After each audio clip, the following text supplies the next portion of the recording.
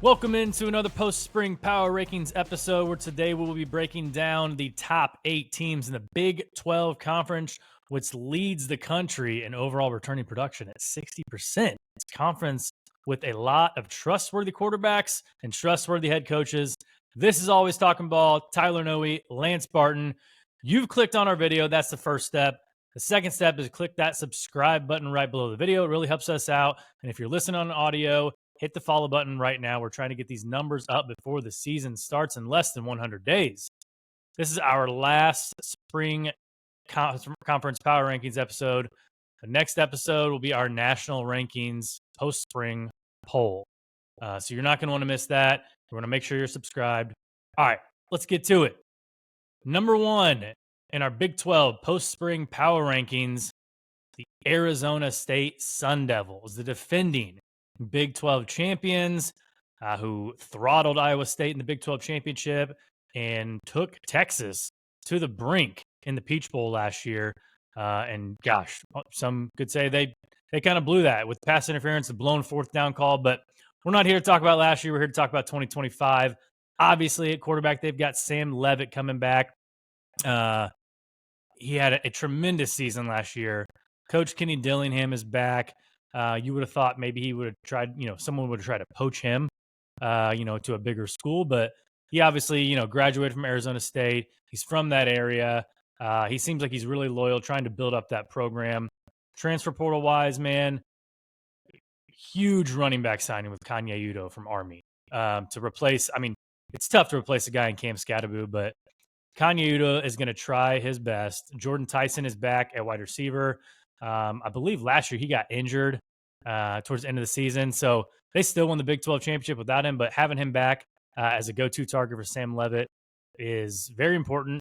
And you look at the defensive side of the ball, man, they are an old and experienced defense as well. Yeah, I mean, let's start there. You said they're, old and experienced. Yeah, they returned 79% production, which is only second to Clemson in the entire country.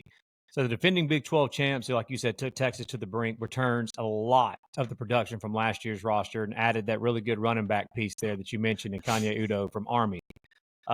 This was a team that last year started peaking at the right time, which is why that I think that a lot of people are high on them going into this year, not only winning the Big 12 and all that, but just how they finished last year's season. They won their last 7 games last year.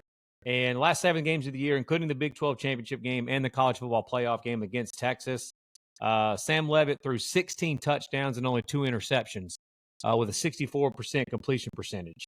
And they averaged 36 points per game in those last 7 games. The Fun Devils were a ton of fun to watch last year. Obviously, they're replacing Cam Scatteroo, which became basically kind of a folk hero there at the end of last year, and then especially in that performance against Texas in the Peach Bowl. But, I mean, man, they're one of those few teams that's returning their starting quarterback and their head coach, offensive coordinator, and defensive coordinator. So a lot of continuity for Arizona State, a lot to like about them. And dude, I mean, we're fans of the sport, obviously, just like everybody else is. It's hard to dislike Kenny Dillingham, isn't it? Yeah. And if you look at, I mean, big disclaimer here. Last year, us and pretty much everyone else had the top 2 teams in the Big 12 as Utah and Oklahoma State. And look how that turned out for everybody last year. Yeah. This conference, man, I mean, we've got Arizona State at the top, but as you'll see with the next 7 teams we talk about, man, it really could be interchangeable at any of these positions. I mean, this conference is unlike the other 3 power conferences. You have no idea what you're going to get. If you're going to take a long shot on someone to win this conference, this is the place to do it. Is one of these teams that's probably not going to be mentioned today, but Arizona State. I mean, they're rightfully at the top, defending their crown as Big 12 champions. Yeah, and I mean, what I love about this Arizona State team too is they're just so balanced, across the board, offense and defense. I mean, last year they averaged 230 passing yards per game, around 200 rushing yards per game. That's as balanced as you can be. I mean, Marcus Arroyo, him and Kenny Dillingham together. Marcus Arroyo is a really good offensive coordinator, was really good before he came to Arizona State and joined Kenny Dillingham and the Fun Devils last year. But having those two together on the offensive side of the ball is obviously has paid in dividends for them. Jordan Tyson, he's one of the top returning receivers in the entire country at 1,100 yards receiving. You mentioned about his injury last year. I think he got injured like the last regular season game of the year. Yeah. Like his first game that he missed was that Big 12 championship game, if I'm not mistaken. And obviously he missed the Peach Bowl, and that was huge, man. I mean, I think their second leading receiver last year behind him was Cam Scatterbo. Mm-hmm. So obviously when you lose your top wideout like that, that's a huge deal. Didn't need him in the Big 12 championship game because Iowa State, more on this in a minute, had trouble stopping the run, and Scatterbo ran wild on him. But on defense, I mean, man, they're the definition of opportunistic. They forced a lot of turnovers last year. They were tied for 7th in the entire country last year in interceptions. And they returned a lot of that production. And they returned a lot of their top tacklers on defense as well. So, I mean, again, think how crazy it is. I mean, they're second in the country in returning production, only to Clemson. And in an era where you see the SEC and the Big 12 poaching, or the Big 10 poaching some of the ACC and Big 12's best players, for them to keep all that talent. I mean, we saw Kenny Dillingham do some begging last year to get some NIL dollars there. Oh, dude, I loved it. Remember after some of you're talking after some of those games where I like the way he handled it, man. I think my favorite thing about Dillingham is like in the age of coach speak, and where you don't feel like you get honesty from a lot of people in the media, especially. Dude, Kenny D just tells it like it is, and like he seems like just a normal, good dude that like some of us would just sit around and have a beer with, that would just like talk like no different than sitting on a bar stool having a beer with him is the way he talks to the media. When after a certain game, I think it was the Utah game, when after they stormed the field and it was all excitement, and he came back into the locker room after the game and he said, look, if you as a Sun Devil fan, you're out there and you're enjoying this team, you're enjoying what you're seeing right now, like, please donate here. And he gave the directions on how to like donate to the NIL fund there at Arizona State, the collective. He constantly did that throughout the year. But also I loved how he handled the transfer portal stuff in general, man. Like after the Big 12 championship game, before they were about to go play in the college football playoffs, if you remember, dude, Kenny Dillingham was publicly telling and he was meeting with his players like, hey, like I get it. Like, you got so-and-so offering you this much money, these many millions of dollars. Like, hey, he met with his players personally and in team meetings and was telling his players like, hey, look, we will help you land on your feet somewhere if that's what you really want to do. Like, I will be the biggest advocate for you to go somewhere if that's what you really want to do. But we want you here. We want you on this ride with us. Let's go on this ride together to the through the college football playoff. And after the playoffs over with, if you decide to go somewhere else, so be it. Turned out, didn't have a lot. They ended up going. Like, I'm sure the players probably loved that transparency. And so I really do think that has a lot to do with why a lot of those guys ended up coming back. Maybe Arizona State did get a ton. Like, we're not sitting there we're not members of the NIL collective there at Arizona State, so we obviously don't know how much money they've got there. But it's obvious that what Kenny Dillingham was preaching worked because of all the production that they've got coming back. So last question on this, would you say, I've seen a lot of the lists that have come out lately, is Sam Leavitt, in your mind, a top 5 quarterback in college football coming back this year? Yeah, he's definitely up there. I mean, you definitely make a case for the top 5. Sure. Yeah, I agree. I mean, if you did a quarterback power ranking list in the Big 12, I think he would be number 1. Mm-hmm. Yeah. And I'm sure with all those guys staying, I've always heard the talent in Tempe is pretty good too. So that doesn't hurt either. Not at all, man. Not at all. Number 2 in our post-spring Big 12 power rankings, the BYU Cougars. Jake Retzlaff is back. LJ Martin is back at running back. But man, we got to start at the top. Kalani Sitake, what a tremendous job he did with this team last year. Obviously, they were one of the teams, down, 12 to 16 range in the Big 12 being picked. I think their over/under win total was 4.5, 5.5. 5.5. Yeah, I mean, they weren't expected to make a bowl, and he led them to a 10-2 record, 9-3, 10-2. Well, 11 yeah, wins. the Count the the bowl game, yeah. the bowl game where they absolutely obliterated Dion in Colorado. So Yeah. that's They a started the season 9-0, bro.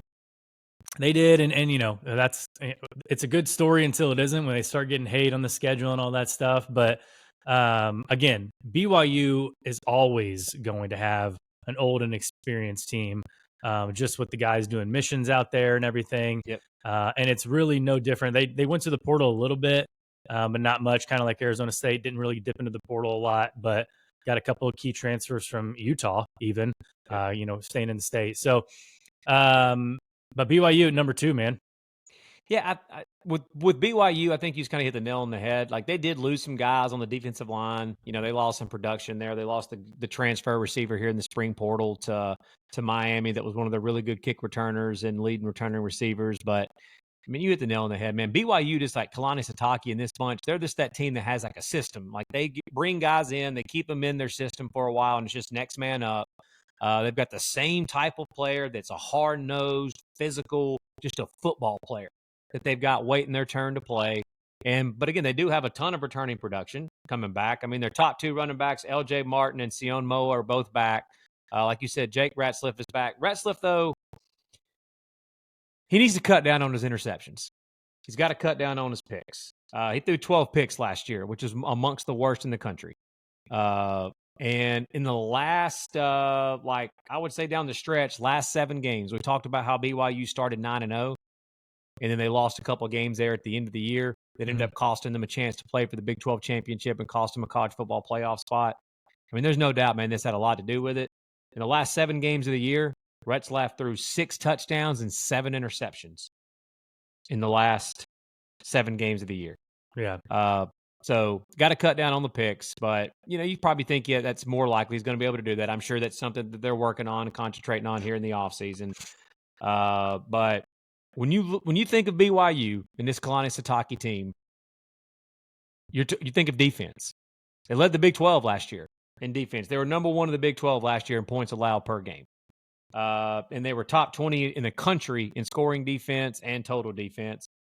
They were 3rd in the country in turnovers forced, in 29 turnovers forced last year. Mm-hmm. So this year, I know they lost a little bit on that D-line.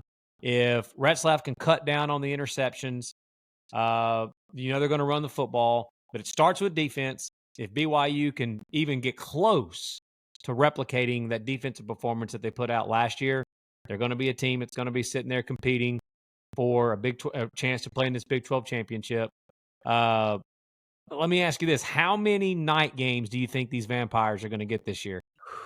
Boy, they're gonna be putting that primetime slot quite a bit, and Big 12 after dark, those 10:00 ESPN starts are going to be. They're going to be pretty fire if they're played out in Provo in that setting too. That we all know that's one of the best settings in college football. Yeah, dude, that's got to be one of the most underrated atmospheres in college football, right? Like when you see, I remember watching that Kansas State game. And me and you both had Kansas State was like a 6.5 point favorite on the road in Provo. Mm-hmm. We gave them out as our upset alert pick of the week. We both gave them out as best bets. I sprinkled a little on the money line for that game, and that game was nuts at night. Like that crowd was insane. And by the way, so I'm sure if any of you folks are listening, you're like, did he just call them vampires? If you've followed along on this show, when we give out our best bets every single week during the season, Tyler here came up with a trend. I think was it last year or the first year we did? I didn't come up with it. I noticed it online. There was a trend, and it's gone on for the past couple of years. But whenever BYU plays a game at night, they are darn near unstoppable. It kind of hit a speed bump in 2023, but last year, obviously, especially that game against Kansas State, that just kicked things off again. Yeah, and it's like when the game kicks off when it actually goes dark or Mountain time, and even if it kicks off at 5 p.m. Mountain time, and then it gets dark by the second half, it's like they turn into a different team in the second half. they do. I started following it after that, and we started calling them the Vampires because they were dominant at night. But yeah, Kalani Sitake and the Cougs, they're going to be right there in the thick of it again in the Big 12 race, we think. Number 3 in our post-spring Big 12 power rankings, the Texas Tech Red Raiders.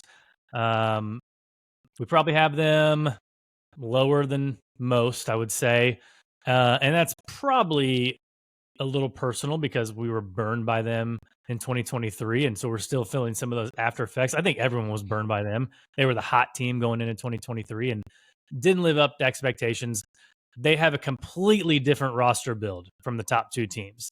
The number 2 portal class in the entire country, not just the Big 12, like number 2 in the country behind LSU. Obviously, they didn't go to the portal for their quarterback. They got Baron Morton back. He's a guy who threw for over 3,300 yards and 27 touchdowns last season. But defensive line, offensive line, defensive line, David Bailey from Stanford, Lee Hunter from UCF. This was a guy, Hunter was scheduled for a visit to Texas after Texas Tech. And Lubbock was like, no, you ain't going to make that. What do you want? And he committed before he even went to Texas. Like, Texas wanted him on their D-line. Like, think about that. So they're giving Micah Hudson a second chance. He went to A&M for about 2 seconds, came back to Lubbock. It's a team that's littered with talent. Probably one of their biggest wins was keeping their GM away from Notre Dame in the offseason. Yeah, let's start right there. Joey McGuire has done a remarkable job this offseason. You just talked about the talent acquisition, but also like creating like building an elite staff around him. James Blanchard is GM. Notre Dame came calling and tried to bring him over there. There's other programs were trying to poach him from Lubbock as well. Texas Tech ended up upping his salary and keep him in there in Lubbock. He's one of the guys that's kind of the pioneers of the GM position in general. When you think about the GM position in college football, Courtney Morgan at Alabama is one of them, and James Blanchard here at Texas Tech are the kind of the first two that kind of like really like blaze the trail for everybody talking about the GM position in college football. There's been so many articles written this offseason and different shows talking about the GM position, how important it's become because of the transfer portal and NIL and just roster management in general.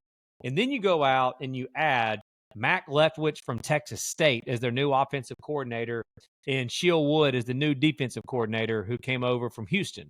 I'm going to start with Mac Leftwich here. If you follow the show at all, you know how much I love talking about coaches and coordinators and things like that and how important it is. It's a huge deal to your success in college football to have dudes that absolutely know what the hell they're doing calling plays on both sides of the ball. But Leftwich was at Texas State under G.J. Kinney and put up some of the most prolific offenses in college football the last couple of years when he was there. He also, before that, was at Incarnate Word. And if you know anything about Incarnate Word, that is where a guy by the name of Cam Ward, who was just the number 1 overall pick in the NFL draft, was at one point. And Mac Leftwich was his quarterback's coach and was directly responsible for recruiting. He was his Cam Ward's recruiter that got him to Incarnate Word. So you could say that Mac Leftwich basically discovered Cam Ward. I think it's fair to say that. And so he goes from Incarnate Word with the crazy offenses they were putting up there to Texas State and does a really good job with G.J. Kinney. And he's parlayed that and now to being obviously the offensive coordinator here at Texas Tech.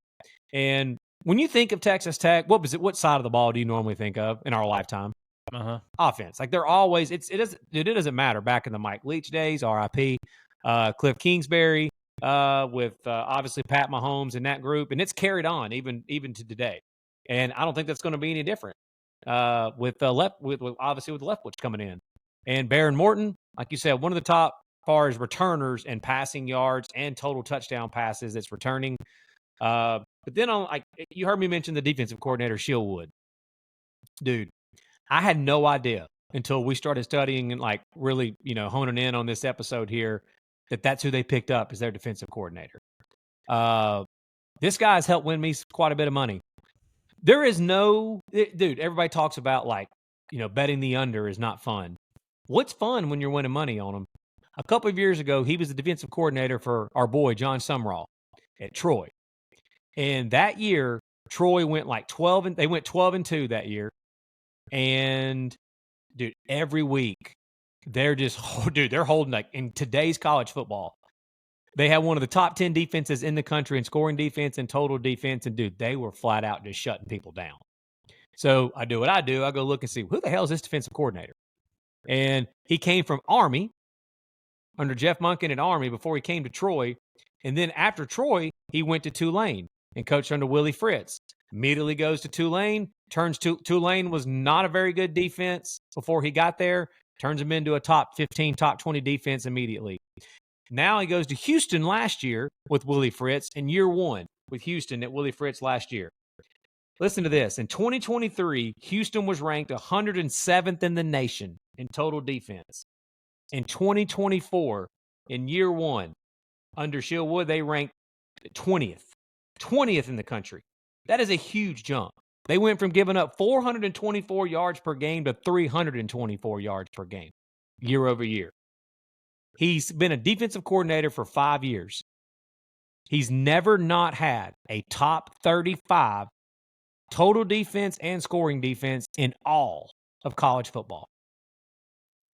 So I said all that to say, we just talked about when we think of Texas Tech, we think of offense. Dude, Shilwood, adding him as defensive coordinator, I'm serious about this. This is a guy that like we're going to look at probably a few years from now, unless Texas Tech keeps bringing in that oil money and can keep him there. But he's a guy that it wouldn't shock me at all. That like I'm talking about like the most upper tier programs in all of college football are going to be calling for this guy because all of a sudden you're going to look down there in Lubbock and say, "What the hell? Texas Tech's playing defense now?" Yeah, and you're going to look and see who the defensive coordinator is, and that's why.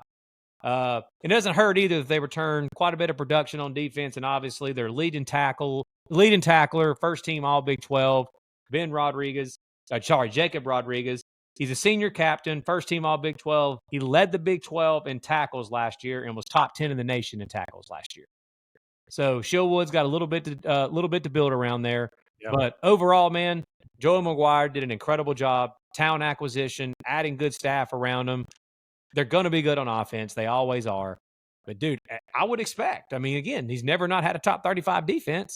Yeah. I would expect Shilwood and this Texas Tech defense to improve and be better. And Guns Up is going to be sitting there competing more than likely for a big chance at a Big 12 championship this year. That's what everybody expects.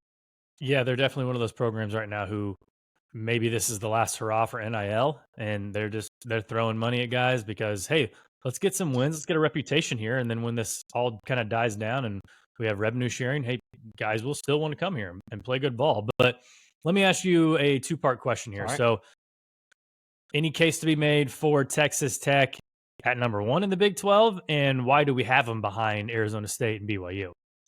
I think there could be a case, but I think the most of it is because, yes, while they do have a lot of transfers that they brought in. Yeah, doesn't always work. It doesn't. It doesn't. Yeah. Having a bunch of hired mercenaries doesn't mean just ask Florida State. Okay, yeah, just ask Florida State. Now, on the flip side of that, Ole Miss last year brings in a ton of transfers. I know they didn't make the playoff and they underachieved, but still, Ole Miss was a very good football team last year. They just didn't live up to the hype of making the college football playoff. Mm-hmm. So it's kind of honestly, man, it's kind of a mystery with that. And the other part of it is like we know with the returning production that's coming back for Arizona State, as we're sitting here in the spring doing post-spring outlooks and projecting into the year, like we talk about, we don't look at what you did last year, and that means it's what's going to happen this year.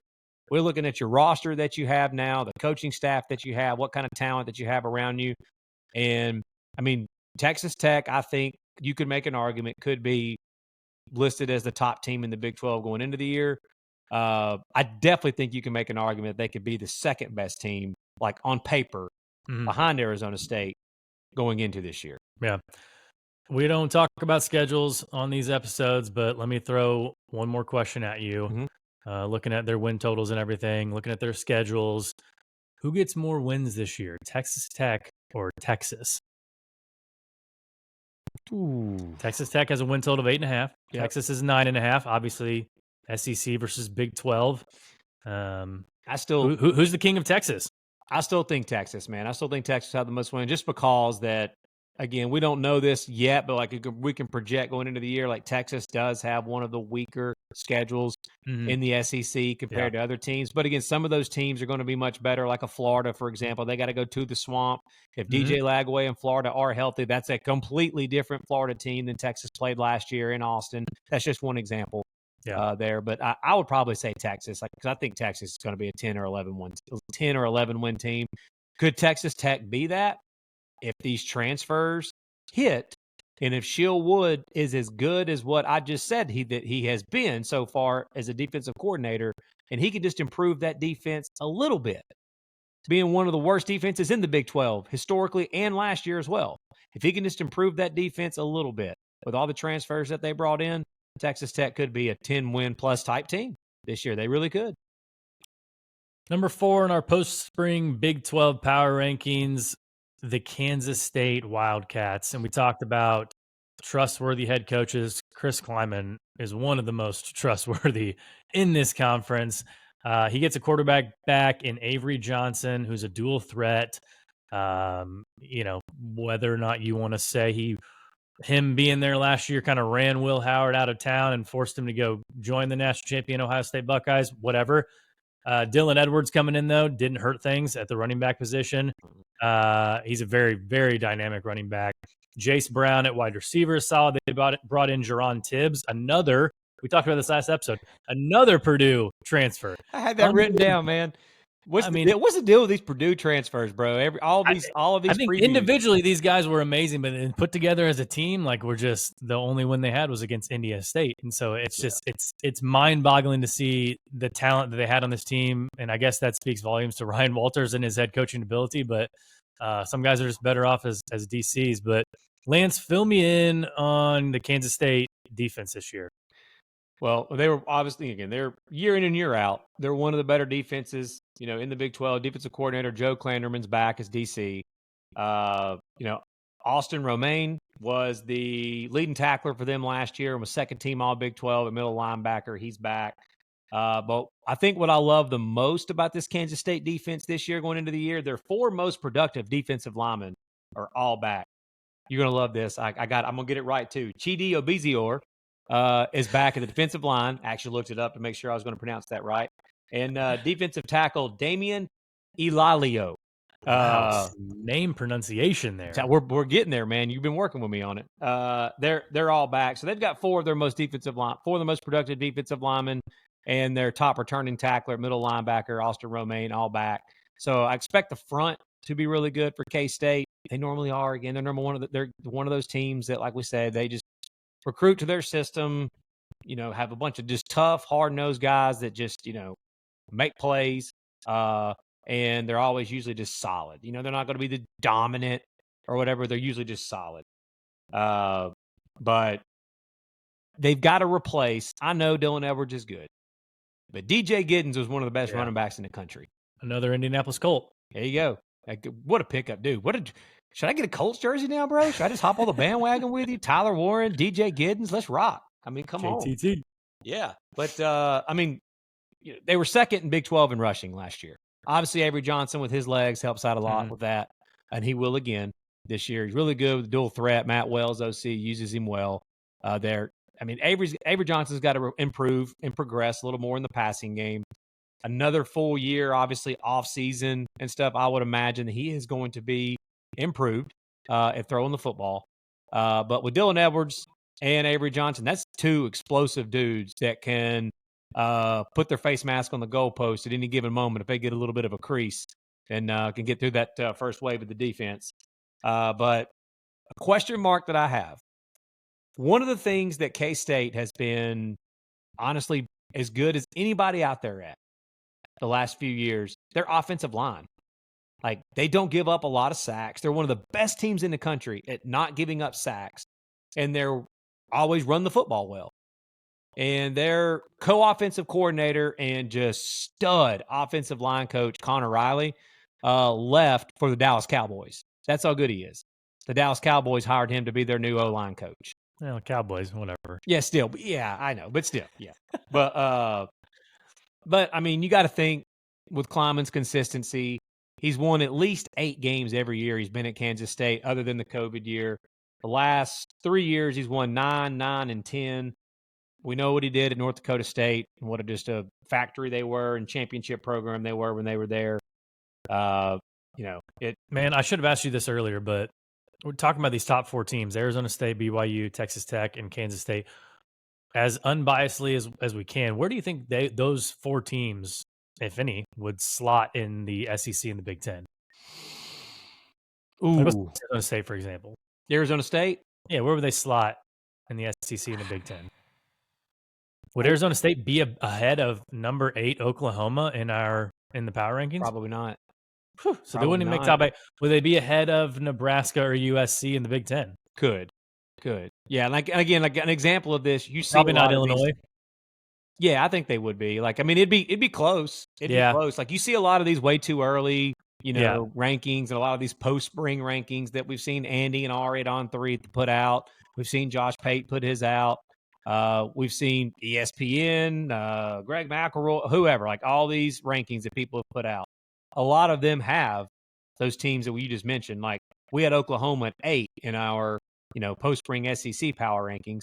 A lot of them did have like Yeah. Oklahoma ranked and theirs ahead. Does that mean that because we all have those teams ranked that they are absolutely better than Arizona State? No.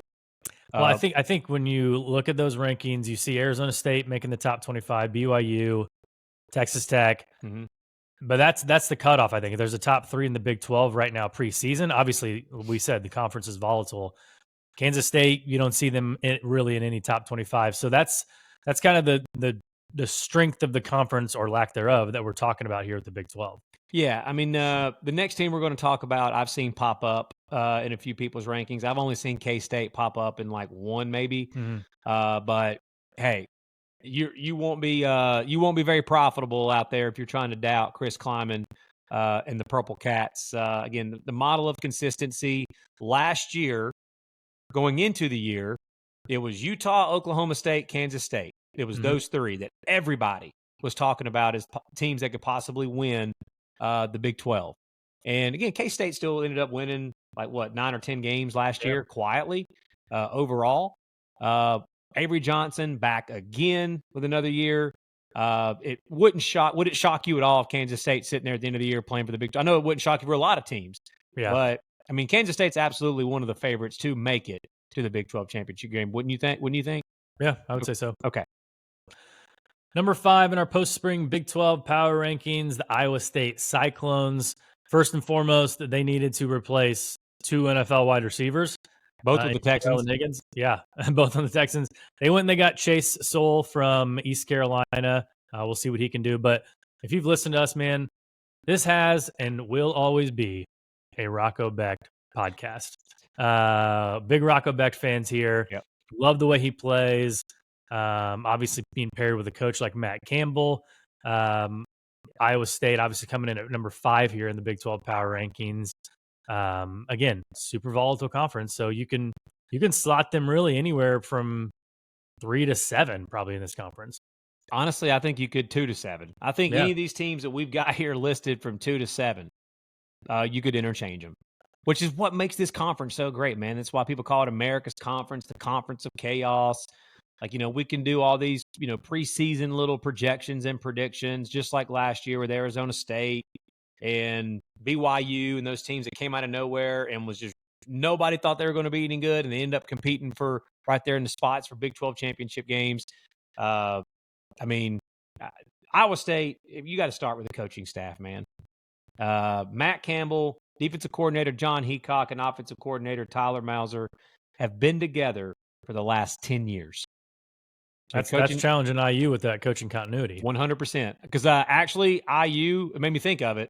On our Big Ten preview, I talked about how Indiana had the best coaching continuity in the country, that their offensive, defensive coordinator and Coach Siggs have been together for 11 years. And, yeah, this is right there with it, with 10 years. Honestly, I'm not going to focus a ton on the offense. Like you said, we love Rocco Becht. They got to replace the receivers. If Iowa State wants to look back at last year and think they were this close, obviously, they made it to the Big 12 championship game. You win that game, you're in the college football playoff. Yeah. The number one reason that the Cyclones did not make the college football playoff last year and take that next step was because they could not stop me and you from running on them. They were crazy for a Matt horrible. Campbell coach team. Yeah, it is. They were 109th in the country at defending the run. I know. Yeah, I think Cam Scadaboo's still running on them. Yeah. I mean, that was unbelievable, man. They ran all over them in that Big 12 title game. I think the books are still laughing at the fact that I think I placed a bet on Iowa State in that game to cover the spread, and Cam Scatterbo just ran all over me really fast in that game. Yeah. But on the flip side of that, the Clones were the number one pass defense in the Big 12, number one pass defense in the country is what they were last year at 165 yards. You're only giving up 165 a game. So with that 3-3-5 kind of defense that they run, they were really one of the first ones I feel like that kind of really started running that, especially in the Big 12. I mean, when Matt Campbell and John Heacock brought that defense to the Big 12, the reason why they ran that system was because of the Lincoln Riley and the Big 12, the old Big 12 shootout type offenses, your Cliff Kingsbury, Texas Techs, and your Lincoln Riley's, Oklahoma's. Obviously, Texas was slinging it around the yard too. Oklahoma State was slinging around the yard a ton. Now, we've seen really here in the last couple of years, the Big 12's gotten a little bit more balanced. They're obviously bringing over a Utah and a BYU and teams like that. Teams are running the football more, a little more physical. I just think that the way that defensive scheme is that it's not necessarily made to just shut down the run game. They've got to get better at stopping the run. If they don't, I mean, it's a lot just falls on Rocco Beck, which obviously it's not terrible for a lot to fall on him, considering he's the fifth returning passer in the entire country with 3,500 yards passing last year. But if they need to run the football a little bit better on the offensive side of the ball. They've got running backs Carson Hansen and Abu Sama back, and need to stop the run. They can do that. Matt Campbell and Iowa State will be sitting there again at the end of the year. I'm assuming the Big 12 championship game's in Jerry's World in Dallas again. Yep, just got slated for noon Eastern. All right, there you go, right out of the gate again. Maybe I could place a dumb bet like I did last year and start the day off with a loser. But if they can stop the run and take a little bit off of Rocco Beck's shoulders to run the football a little bit, Iowa State will be sitting there at the end of the year again with a chance to compete for a Big 12 championship. That night, you also got me to place a stupid bet on Penn State to beat Oregon, too. So it's okay, man. Hey, guys, look, quick story time on that. Just really quick. We went to the Big 10 championship game together. Tyler here lives right outside of, Indianapolis. We went to shout out Tom's Watch Bar right there next to Lucas Oil Stadium. Incredible bar to sit there and watch the SEC championship game in. Hey, the drinks were flowing. The boys were having a time, and I got caught up in the atmosphere, man. We were walking to Lucas Oil, surrounded by all these Penn State fans. A lot of them. Yeah. People were yelling and screaming, and dude, I was fired up. I looked at Tyler and I said, "Penn State money line." And Tyler said, "What?" And I opened up the old app, and we were rolling, man. And Tyler said, "Are we riding?" Tyler, like a good friend will do, jumped on the bandwagon with me and rode with me. But yeah, like a bad friend that I am, cost my boy a few pennies there. Because obviously Oregon ended up winning the game. But yeah, that's a little story time there for you. Number 6 in our post-spring Big 12 power rankings, the Baylor Bears coming in at number 6. Wow. Okay.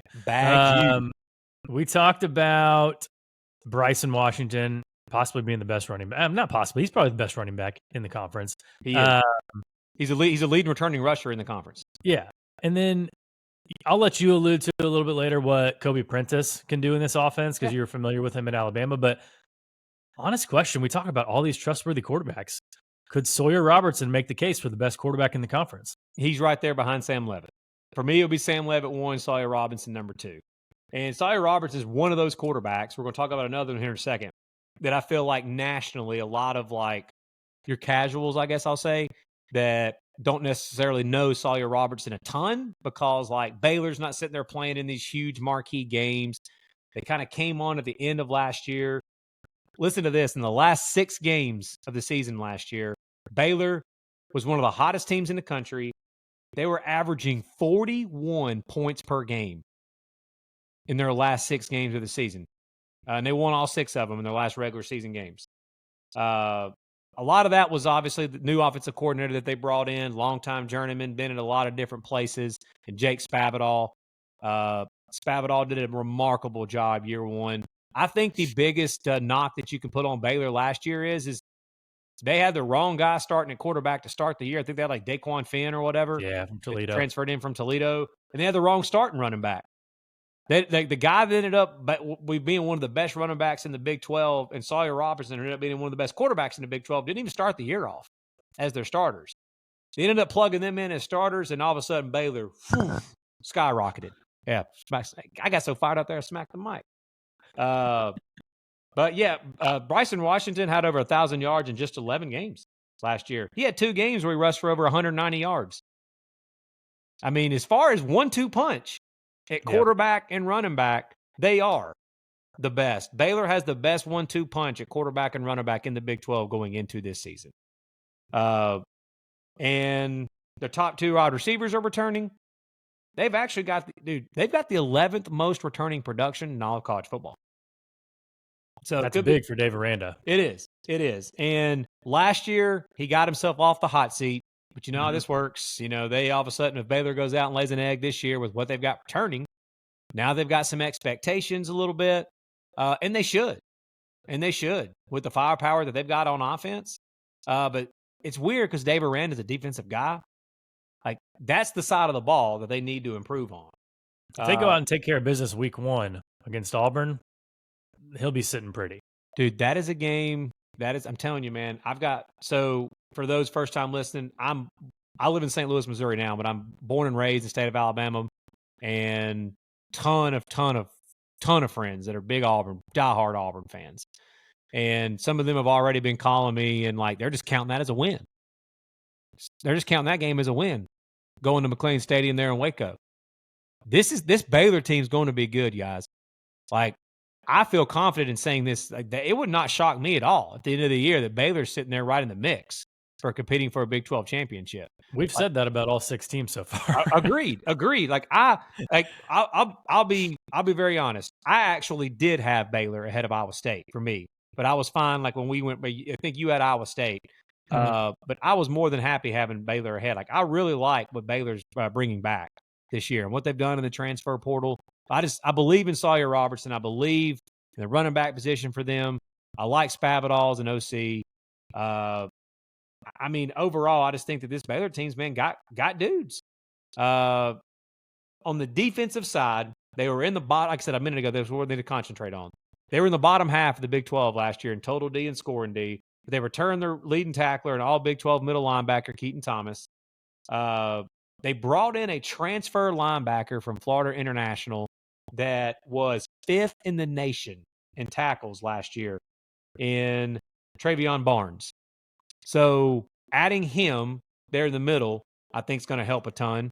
But you're right, man. Right out of the gate on Friday night, everybody, because it's opening weekend of college football, we are all just thirsty for some college football, man. Especially that time. Everybody will be tuned in watching that game. If Bags U comes out and slings it all over the yard and looks really good against an Auburn team that a lot of people, including us, think are going to be much better this year, and they win that game, whoo, look out. Yeah. Baylor could be a problem in America's conference in a hurry if that happens. Number 7 in our post-spring Big 12 power rankings, the Utah Utes and our boy Kyle Whittingham. Everybody is talking about Devin Dampier, quarterback from New Mexico. He gives Witt a true dual threat quarterback. I mean, maybe for the first time ever. I mean, he gets paired with his offensive coordinator, Jason Beck, from New Mexico, which I'm sure you'll talk about. They brought in journeyman wide receiver Tobias Merriweather from Cal and / Notre Dame. He played in Notre Dame a couple years ago. Brought in Wayshawn Parker, running back from Wazoo. And you just know, I know they struggled a little bit last year, obviously, right? With Cam Rising being questionable for, 2 straight years now. He's still questionable. They struggled a little bit last year, but you've got faith in the Utah defense. You know they're going to be solid under Morgan Scalley. Yeah, defense was not the problem last year. Defense was still one of the best in the Big 12. They were they were top 2. I think they were second in the Big 12 last year in scoring defense and total defense. So as long as defensive coordinator Morgan Scalley is there, who got named coach in waiting at Utah, whenever Whittingham does hang it up, you know that Utah's defense is going to be one of the best in the Big 12. So, with that being said, I'm not going to talk a ton about the Utah defense just because do you just expect it to be status quo for them? They're going to be really good on defense again, Yeah. just like they always are. Yeah. Yeah, like again, system that they have, the players that they're going to be bringing over and bringing in, it's just next man up for them. As long as Morgan Scalley's the DC there, the Utes are going to be really good on defense. Well, and on defense too, I think I noticed on the transfer portal looking at that, they realized that they needed to get a little bit more athleticism, and it looked like they got some dudes from SEC country to transfer out to Utah and play on the defensive side of the ball. So I think that'll give them just a little bit more athleticism to go against those Big 12 offenses. Yep. And on the offensive side of the ball, they did the same thing, man. It's kind of strange. Whittingham, Whit, I mean, he jumped into that transfer portal this year, man. Which is odd. I think he realized after last year, like, we got to get more because all the injuries and stuff. We got to get more depth. Got to get more team speed. Like every single skill position player that is projected on the starting depth chart right now, when you go look at projected starting depth charts, again, here in post spring, all three wide receivers, the starting quarterback, and the starting running back projected are all transfers for Utah right now. So again, that could mean trouble, or it could mean that they've got the right pieces and they got guys that fit that system more for offensive coordinator Jason Beck. But that's where we got to start, man. Last year, the offense was pitiful. Second to last. Some might say the offense was booty. Yep, I'm sure you thought I was about to say that. But they're second to last in the Big 12 in total offense and third to last in scoring offense. But I think Whittingham hit a home run here, man, with the offensive coordinator hire in Jason Beck. If you go back and look at his history, he was last year was at New Mex with Bronco Mendenhall, but he's with Bronco Mendenhall at just about every stop before that as well. He was at BYU with Bronco Mendenhall. He was at UVA with Bronco Mendenhall back when quarterback Bryce Perkins had the record-setting year for the Wahoos when UVA made the ACC championship game that year and had just a remarkable offense. Brennan Armstrong, when he was the quarterback at UVA, and they were one of the top offenses in the country that year, Beck was the QB coach that year for them. So, dude, but last year at New Mex, guys, the Lobos, that's what I'm talking about here, was fourth in the nation in total offense at 484 yards per game and top 5 in the nation in rushing. And that's who they just brought in to be the new OC for Whittingham in Utah with Morgan Scalley's defense. So you've got to imagine that Utah's offense is going to be improved this year. And they obviously wouldn't have been as bad last year if they could have stayed healthy, like you said. But Devin Dampier, 5th in the nation last year in total yards per game, right behind guys by the name of Cam Ward and John Mateer. So obviously he was pretty good last year. 2,800 yards passing, 1,100 yards rushing. So he's got to cut down on his interceptions. If Utah can just get, they're one of those teams, if they can get any production, good production. They don't have to be great. They don't have to be elite. Just be solid on offense. Then they will be one of those teams that we can look back at our post-spring power rankings of the Big 12 and say, why did we not just believe in Whittingham and the Utes? Like, hey, for those that are just watching the Utah breakout video and not watching the entire like Big 12 power ranking video, would it surprise you, Tyler, if Utah was sitting there at the end of the year competing for the Big 12 championship? Not at all, man. We saw what they did, 2 years ago, almost getting to the Pac-12 championship with a pig farmer as their quarterback, right? Yeah. Bryson Barnes. I mean, so it's amazing what he can do. And now, like we said, with Dampier at quarterback, yeah, cut down on your interceptions and they will be lethal. If he still has the interception problem too, it's like you can fall back on the defense, kind of, bowing up if you put him in a bad spot. But just what he can do with his arm and his legs, like, it's going to look like a completely different Utah offense this year. Yeah, I agree, and I think me and you might be guilty of this right now, man. We'll be honest with you guys. I think we might be guilty of this at this moment. We have definitely learned since doing this podcast for the last 2.5 years that too many people just look back at what you did last year and think that is just a direct reflection of what you're going to do this coming up year. And in the transfer portal era, that's just not the case. And Utah and Kyle Whittingham have been the model of consistency with one blip on the radar. And that was last year. Yep. And it's hard to fault them the fact that they had as many injuries as they had last year at key positions like the quarterback position, obviously, and stuff. So if Utah can just get good, solid play from the offense, we know the defense is going to be good. Then not only can Utah be one of those teams that could be competing for a Big 12 deal, obviously they could be a college football playoff contender if they get solid play out of the quarterback position and of that offense. Number 8 in our post-spring Big 12 power rankings, the TCU Horned Frogs. Obviously, bringing back another experienced quarterback and Josh Hoover. But I actually kind of liked Kansas and Lance Leipold a little better. So tell me, what is it about TCU that had them landing at the number 8 spot over teams like Kansas or Colorado or West Virginia, Oklahoma State, any of those? Yeah, I mean, Kansas lost some, obviously Colorado too. I mean, Colorado's production that they lost was, ridiculous. Kansas, same thing. I mean, I know they got Jalen Daniels coming back, but like they lost Neal, the running back. They lost like quite a bit of production that they had. Some of their best players and overall skill players in general were gone. TCU for me, man, was there a team that had a quieter 9 wins in college football last year than TCU? Yeah, I mean, they're 3 years removed from that national championship game that everybody remembers. And, obviously the year after that wasn't as great. And then like last year, like you mentioned, just flying under the radar, middle of the pack in the Big 12, but winning 9 games and hoping they can improve on that in 2025. Yeah, I mean, and they've got like solid, they've got talent. They're one of your more talented teams in the Big 12 because they recruit well there and they do solid through the transfer portal. And they've got one of the best offensive coordinator and defensive coordinator combos in the conference in Kendall Briles and Andy Avalos. Avalos' first year as the defensive coordinator at TCU was last year. They were kind of middle of the road. They were better than they were the previous year defensively. But I would expect a little bit of year 2. We were talking about Blake Baker at LSU. We're talking about some of these other programs that it's year 2 for a coordinator. That's usually when you see a little bit of a jump because that first year you're installing your system, you're installing your communications, players aren't used to what you're doing there. Then that second year, normally, if you're going to be around and you're a good coordinator, then you see a jump there in year 2. Kendall Briles back as OC, but they were really good last year. They were top 5 in the Big 12 in scoring offense and total offense, but they took a little bit dip back in running the football last year.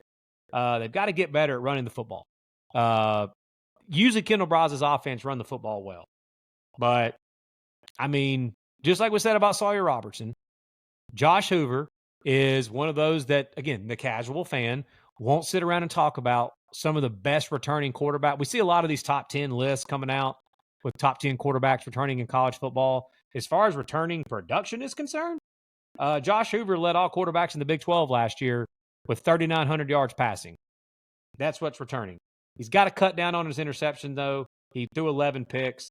TCU in general last year had 22 total turnovers. That was like 107th in the country. And they still went 9-4. So what if they cut down on some of those turnovers? It probably would predict to more wins. And again, I know we're not looking at schedules when we're power ranking, but obviously we take a little bit of a peek at them, But like none of these rankings, by the way, these power rankings, not a single one of them, correct? You're not ranking any of these based off a schedule, right? No. Me either, not even a little bit. But looking at their schedule, dude, listen to this. At Arizona State, at BYU, at Kansas State, at a much improved Willie Fritz Houston squad. And then they also play Baylor and Iowa State. They get them both at home. In North Carolina to open up the season. And they get Bill Belichick in North Carolina to open up the season. Dude, how wild is it that when I saw that TCU was playing them, I cracked up because my mind immediately went to they were the team that opened up with Coach Prime and Dion's first ever game at Colorado on national TV when 8 zillion people watched that game, and I think Colorado just scored another touchdown. Yep. And now they're going to open up where everybody in the world is going to be watching against Belichick in North Carolina. And isn't that game on like Labor Day night? No, it's their. Oh wait, you're right. It is on Monday night. Yeah, it's a standalone game on ESPN. That game is going to be watched by so many people. Yeah, and I got a feeling that after that game, a lot of people are going to be talking about Josh Hoover. Now, hopefully it's not because he's throwing so many interceptions like he did last year, but it could be. But Yeah. but TCU is going to be good on offense as long as Kendall Browse is the OC there. Returning Josh Hoover, I love that. They went 9-4 last year. 2 of their losses, one was by 1 point, and another was by 3 points. The 1 point loss, they had a massive lead on UCF early in the season. I believe KJ Jefferson was still the QB for UCF. It was early in the year. That was one of the games he actually cared about playing, apparently. Yeah, for real. But TCU had a huge lead, and I don't know how the hell. I guess one of those that you got to work at it to blow it. But they blew that lead. They returned 8 starters on defense, by the way. Again, some of that may be good, some of that may be bad, but I think year 2 in Avalos' system, I think that could be a big deal. I like what they did as well, adding some pieces in the transfer portal. Everybody's adding pieces in the transfer portal, but they added a wide receiver in Jordan Dwyer from Idaho that had over 1,100 yards receiving and 12 touchdowns last year. So I will say this is the only team, and because I'm saying this, they'll end up winning the Big 12.